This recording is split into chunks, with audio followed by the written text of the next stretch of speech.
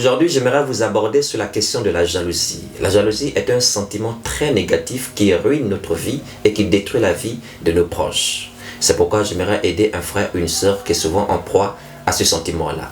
La jalousie n'est pas à négliger parce qu'elle conduit à d'immenses dégâts. D'ailleurs, quand nous ouvrons les Écritures, les Saintes Écritures, le livre de Genèse chapitre 4, où on nous rapporte le premier meurtre sur la terre, Caïn qui tuait son frère Abel. Quand vous vérifiez la raison, c'était la jalousie. Caïn fit une offrande des fruits de la terre parce qu'il était laboureur. Et Abel de son côté fit une offrande des premiers-nés de son troupeau parce qu'il était berger. Et Dieu agréa l'offrande d'Abel, mais il n'agréa point l'offrande de Caïn. Alors Caïn, rempli de jalousie, tua son frère Abel. Comprenez que la jalousie est à la base du premier meurtre sur la terre. Et c'est par jalousie que Caïn tua Abel. Ainsi, la jalousie entraîne au meurtre. La jalousie nous pourrit la vie et elle détruit la vie de nos proches. Parce qu'après avoir détruit la vie d'Abel, Caïn lui-même, sa vie tout entière a été détruite parce que le châtiment de Dieu était sur lui. Est-ce que vous voyez? Donc, la jalousie est très négative. Alors, comment aider un frère ou comment aider une sœur qui éprouve souvent ce sentiment appelé la jalousie? Le problème de la jalousie, c'est parce que nous ne connaissons pas notre potentiel, nous ne connaissons pas nos dons que Dieu nous a donnés, alors nous envions les autres. Est-ce que vous voyez?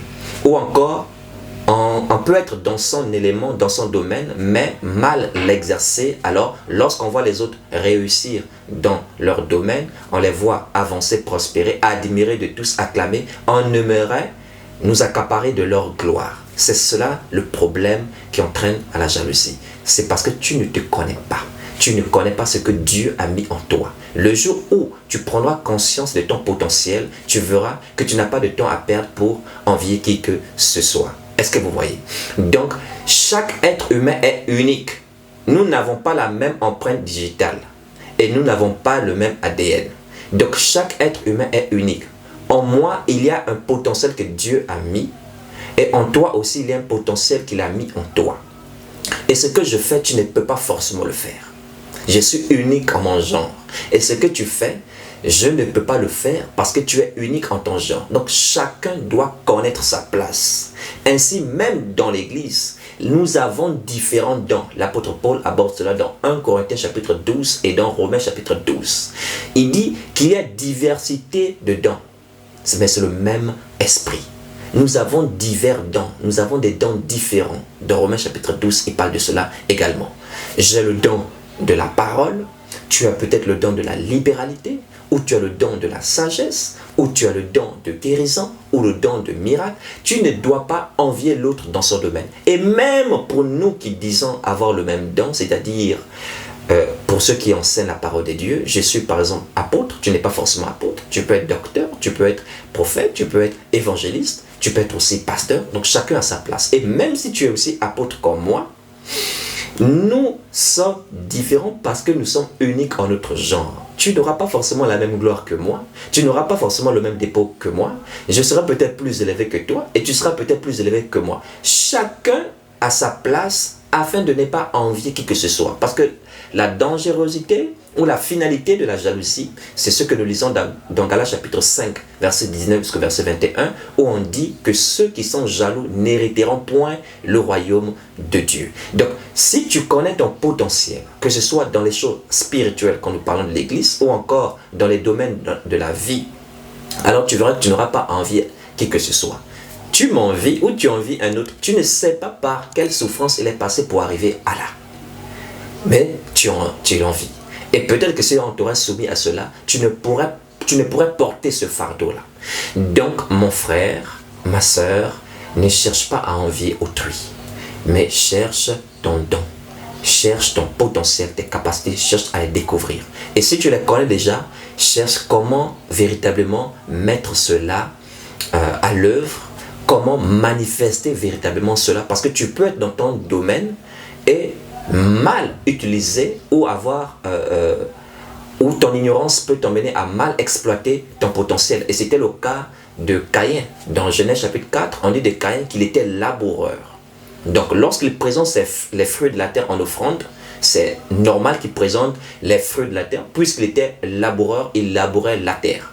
Il ne pouvait que présenter les fruits de la terre, donc il était dans son domaine.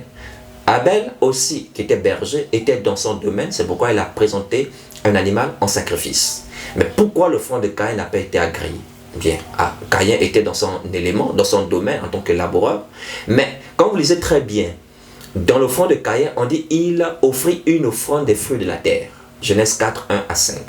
Mais dans l'offrande d'Abel, on dit il donna l'une des premiers-nés de son troupeau. Est-ce que vous voyez? Dans l'offrande d'Abel, il y a le secret qu'on appelle les prémices.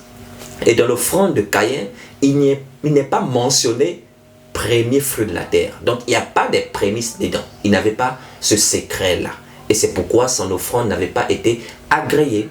Et c'est valable aujourd'hui parce qu'il y a beaucoup de choses à dire là-dessus. J'aimerais juste dire que tu es peut-être dans ton élément, mais qu'il y a des informations qui t'échappent, que tu pourrais peut-être avoir conseil à gauche ou à droite. Tu as besoin en fait vraiment d'avoir suffisamment d'informations et aussi d'être vraiment dans ton domaine pour pouvoir réellement manifester tout le potentiel que Dieu a mis en toi. Ainsi, chacun connaissant sa place et chacun mettant véritablement à l'œuvre son potentiel, il n'y aura personne à envier qui que ce soit et on évitera les dégâts des meurtres, des rancunes, des colères, etc. Et aussi, notre âme sera préservée de la perdition parce que les jaloux n'hériteront point le royaume de Dieu. Donc je t'invite, si tu es dans la foi, à chercher ton véritable don ou tes dons véritables et à les exercer sans concurrence, à les manifester en aidant les autres, à te mettre au service des autres. Et si tu vois les autres qui ont du succès ou de la réussite dans ce qu'ils font, ne les envie pas. Au contraire, admire-les. Parce que j'aimerais te dire ceci. Si tu les envies, toi aussi tu seras envié. Il te sera fait comme tu fais aux autres. Mais si tu es dans l'admiration, si tu applaudis, si tu acclames, si tu encourages, ce sera la même chose aussi que tu bénéficieras. Tu recevras tel que tu as traité les autres. Alors, si tu es content de voir les autres réussir, tu ne pourras que réussir. Mais si tu as de l'amertume, de la douleur, et ça te fait mal de voir les autres avancer, prospérer, réussir, la même chose t'arrivera. Est-ce que vous voyez? Donc, chacun a sa place, que ce soit spirituel et physique, et ça nous évitera bien des dégâts. Que Dieu vous bénisse abondamment. Partagez cela afin de sauver quelqu'un quelque part et abonnez-vous. Que la paix du Seigneur soit avec vous. Je vous aime.